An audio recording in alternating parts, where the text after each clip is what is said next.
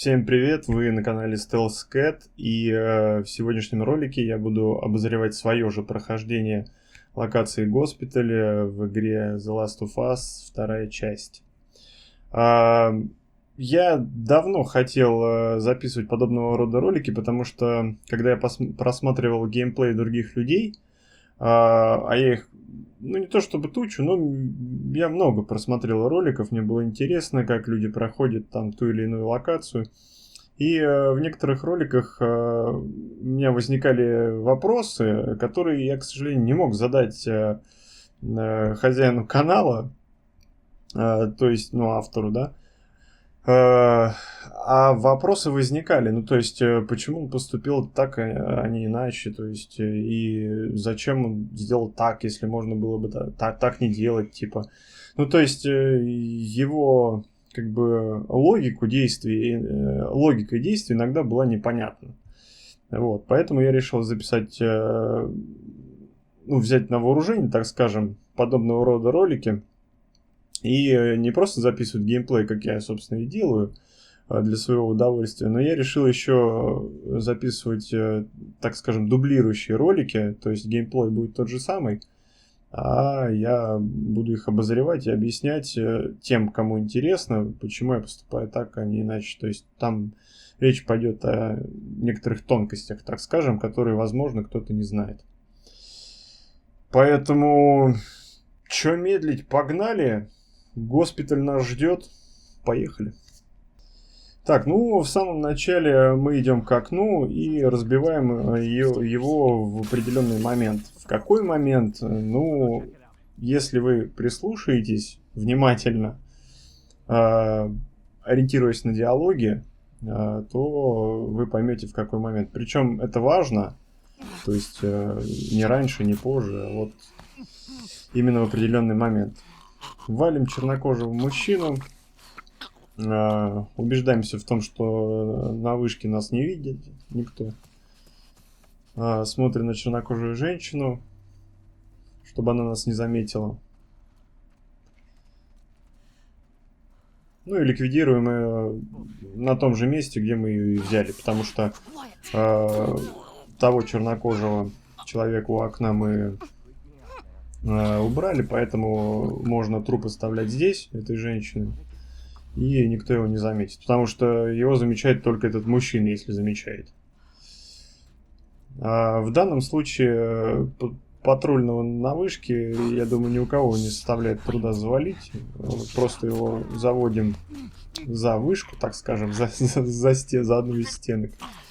Здесь смело прыгаем и сразу на пузо. Зачем? Ну, на всякий случай. Можно не прыгать на пузо, можно не то что пробежать, на корточках пройти. Я проходил, но лучше перестраховаться. В данной комнате мы увидели то, что женщина была уже в комнате в кепке. Она вышла оттуда. Это нам и нужно, собственно, чтобы завалить вот этого белокожего мужчину. Мы его не просто валим, а ведем в дверной проем. И во время того, как мы его убиваем, мы стик отклоняем вперед. Зачем? Чтобы у него ноги выстрельнули вперед. Потому что если вы... Ну и чтобы он был ровно посередине, плюс-минус в дверном проеме. Зачем я это делаю? Чтобы сейчас заметила его женщина в кепке. Это обычная тактика, я ее нигде не видел, сам придумал, ну, я думаю, что кто-то этим пользуется еще. Это тактика или приманка, или на живца, как хотите. Вот, она к нему подходит, и мы ее благополучно валим, никто этого не видит. Все нормально. Вот. Так, насчет стика. Бежим в обратном направлении, да. Его надо вперед отклонить. Зачем? Чтобы ноги выстрелили. Почему? Потому что если стик вообще не трогать, Элли будет отклоняться от трупа.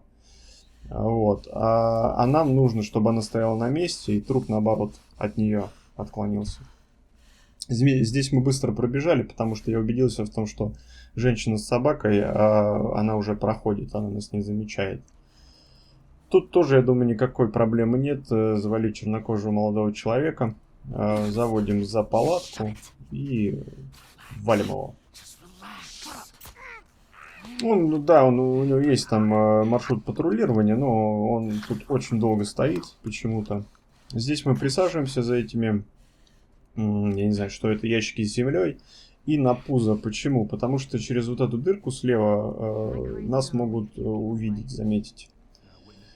Здесь меня интересует, ну, понятное дело, женщина с дробовиком, но в большей степени ее напарник, мужчина, с кем она ведет сейчас диалог.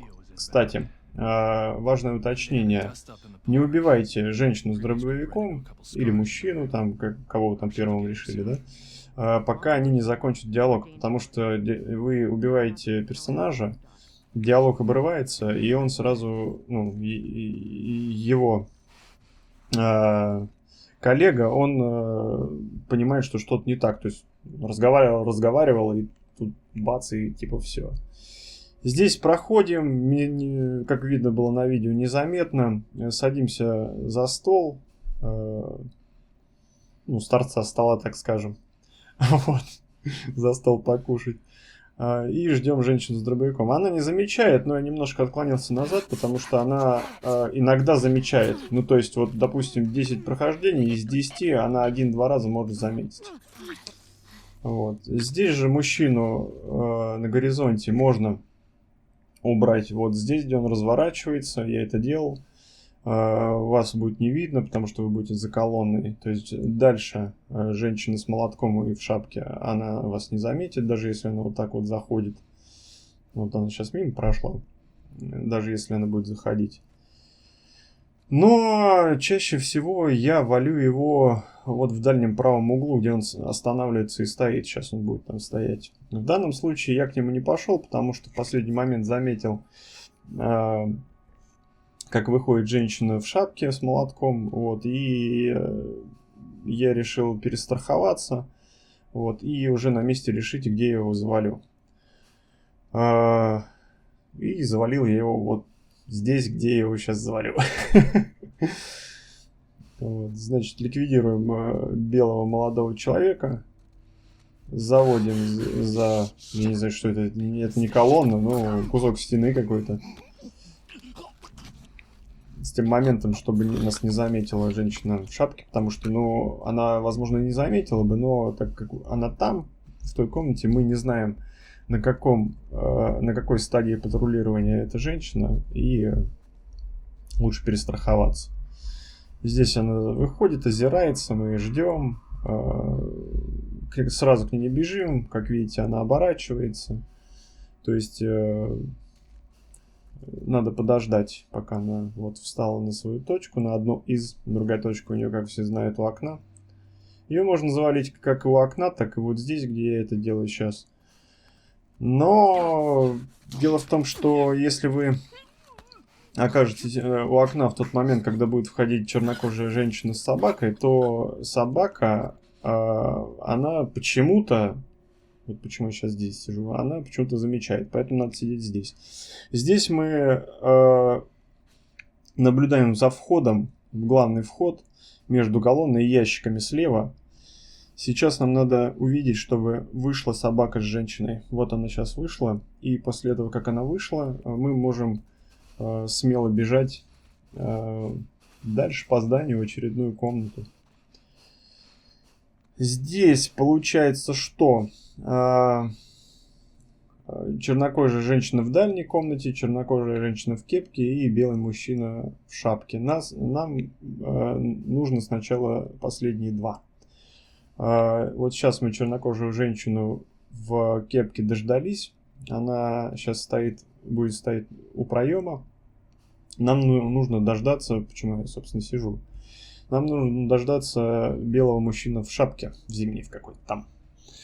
Вот, потому что мы не знаем, на какой стадии патрулирования он находится. Если мы сейчас пойдем, к примеру, там, в любую секунду, да, он может внезапно выйти из-за угла.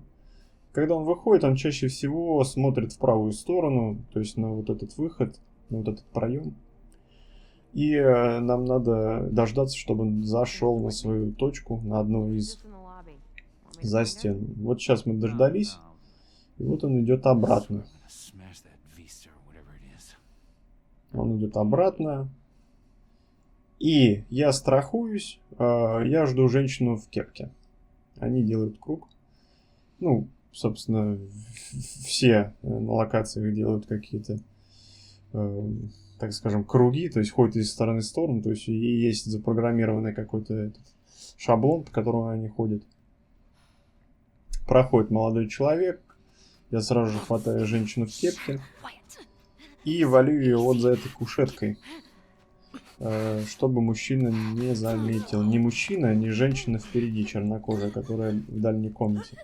В данном случае почему-то женщина стоит. Такое бывает. Она просто стоит на месте. Я не знаю, глюк это или не глюк. У нее есть маршрут патрулирования, но он сугубо в той комнате. Он маленький, она просто кружок обходит небольшой и очень долго тоже стоит на месте. В принципе, критичной какой-то разницы нет. Ну, то есть, ходит ли она или она стоит, все равно она очень легко убирается. Поэтому я жду немножко, пока пройдет молодой человек в шапке. Потому что, когда он будет проходить, к примеру, и я буду валить, получается, женщину чернокожую, вот эту, которая впереди, то он может это увидеть, да, он это видит. Но если он будет уходить со своей локации в обратную сторону, и я буду, допустим, вот в данный момент он уходит, а я ее ликвидирую, он не увидит. Я не знаю, почему это так работает, но это работает, это факт, это я заметил. Далее, так как я за ним не следил особо, я немножко выждал, чтобы понять, он прошел вот этот дверной проем или нет. Он прошел, получается. В данном случае я сижу именно на углу вот этого стенда, или что это такое, стеллажи, я не знаю. Вот, почему? Потому что если чуть-чуть вот вперед пройти, к примеру, да, вот, и сидеть именно вот на торце этого стенда, есть вероятность, что он увидит в дверном проеме, он иногда заглядывает, когда проходит. Поэтому я на всякий случай страхуюсь и сижу на углу. В любом случае, как бы он там головой не вертел, он не замечает меня. Валим его. Можно даже агрессивно. То есть та оставшаяся женщина с собакой, она не услышит. Это проверено. Ну, я валю по привычке тихо, что-то вот, побежал. Присаживаемся, и за этой грудой непонятных ящиков, колонны не видно. Или я прошел сейчас, потому что, ну, смело прошел, потому что я увидел то, что она уже выходит с собакой. Так я жду, там сижу и жду, пока она придет, потом уйдет. Кидаем бутылку вперед. Они озираются. Ее обычно я убиваю тихо, но в данном случае она что-то рванула. И я ее убил агрессивно, но это даже плюс, как выяснилось, потому что, ну, оказалось плюсом. Потому что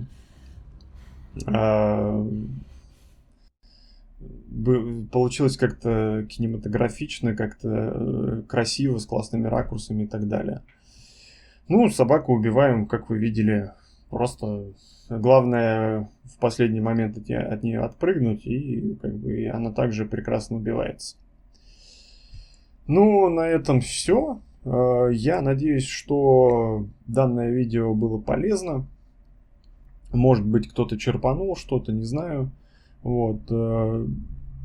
Я буду изучать локации. Я 10 раз проходил эту игру примерно. Я не все локации, естественно, помню. Вот. Будем потихоньку вспоминать. Ну, в смысле, боями я посмотрю. И буду смотреть, что можно пройти еще так. То есть, по возможности, только с ножом. Ну, а там по минималке. То есть, нож, бутылка, там, топор. Или там нож, бутылка, там, одна стрела. Ну, что-нибудь такое. Но по возможности я вот задался целью валить всех с ножа. Так что, скажем, зачищать локацию с ножа. Посмотрим, что выйдет. Начал я, получается, с самых сложных локаций, которые мне во время прохождения игры неоднократного давались сложнее всего. Перед этим я записал патруль серафитов. Ссылочка в описании будет. госпиталь и, насколько я помню, это тоже бой с серафитами, где разрушенное накрененное здание с Эбби. Вот это будет третье видео, я думаю. Так что, как бы, если интересно, подписывайтесь, колокольчик, не колокольчик, там, как хотите, высекайте видосы, если они вам интересны. Вот. А мы же будем развиваться, я буду тренироваться, изучать разные тактики. И, надеюсь, буду кого-то радовать, а кому-то помогать в прохождении. Ведь это так интересно, блин, как оказывается. Так что всем спасибо за просмотр. Всем пока. Удачи.